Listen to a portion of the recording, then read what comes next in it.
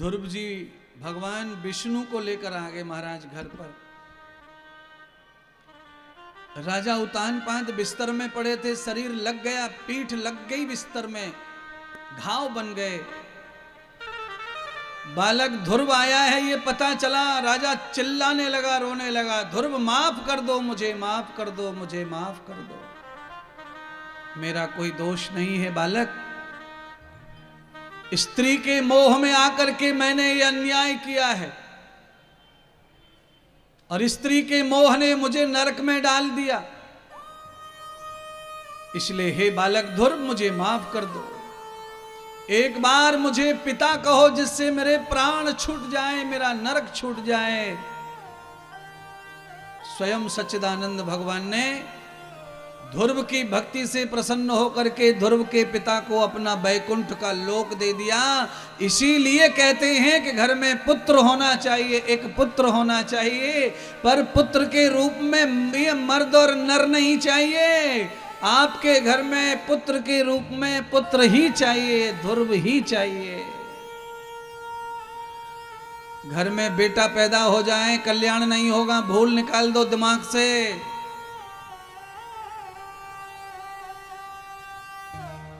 ध्रुव पैदा होगा, लक्षण ध्रुव के आएंगे, तब उद्धार होगा तुम्हारे घर का और तुम्हारा।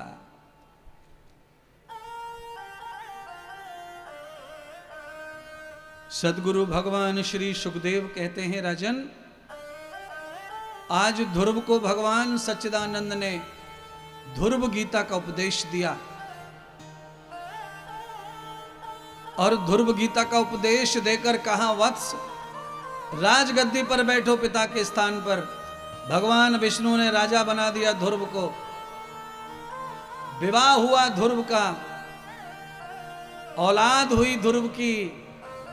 ध्रुव ने अपने भाई उत्तम के मारने वाले प्रचेताओं का सर्वनाश कर दिया युद्ध लड़कर,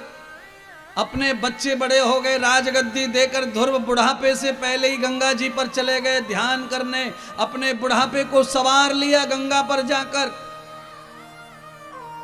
ये कथा बचपन से शुरू होकर बुढ़ापे तक गई है, कथा को समझ लें सब लोग, जितने भी वृद्ध लोग बैठे जिनका अपमान हो रहा है घर में बहू बेटे से, वो सीधा उठाओ थैला और निकल पड़ो बद्रीनाथ की ओर, वहां इंतजार हो रहा है तुम्हारा।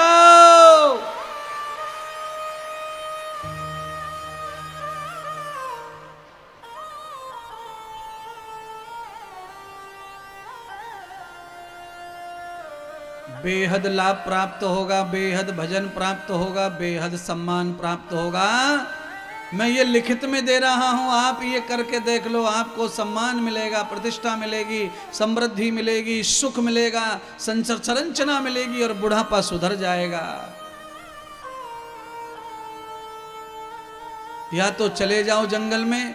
वानप्रस्थ में, और या तो वानप्रस्थ मन में धारण कर लो, लाभ मिलेगा, उद्धार होगा तुम्हारा। सतगुरु सुखदेव कहते हैं राजन, आज परमपिता परमात्मा ने राजा ध्रुव को गंगा जी के तट पर वृद्ध अवस्था में ध्रुव भजन कर रहे हैं, तभी भगवान ने विमान भेज दिया ध्रुव के लिए, आ जाओ ध्रुव, संसार में तुम्हारी लीला पूरी हो गई है और अब आकर के तुम अंतरिक्ष में विराजमान हो जाओ देवताओं के साथ में। जो धरती पर आकर भजन कर लेता है उसे देवताओं के साथ में कुर्सी मिलती है स्वर्ग में। भगवान ध्रुव को विमान में ले गए और चंद्र देवता के पास में, सप्त ऋषियों के पास में आसन डाला, जिसे हम ध्रुव तारा कहते हैं। वो ध्रुव तारा बनकर बैठा है, जिसे सुबह कोई देख लेता है ब्रह्म मुहूर्त में भजन के समय, उसका भजन सफल हो जाता है, वो देवलोक कर भजन स्वर्ग का अधिपति बन जाता है। इसीलिए ज्यादा से ज्यादा लोगों से कहता हूं, ध्रुव तारा सुबह 5 बजे दिख जाता है, उसे देखने के लिए जग जाया करो, कमरे से बाहर नहीं आया जाता है तो वहीं से प्रणाम कर लो, 5 बजे उठ के ध्रुव तारा को मानसिक रूप से ध्यान कर लो, दर्शन कर लो, और मौका मिले बाहर आने का तो बाहर आकर ओस में घूमो, चंद्रमा का आनंद लो, ध्रुव तारे का आनंद लो, सप्तऋषियों का दर्शन करो, स्वास्थ्य भी अच्छा रहेगा, दिमाग भी अच्छा रहेगा और दिन भर भी अच्छा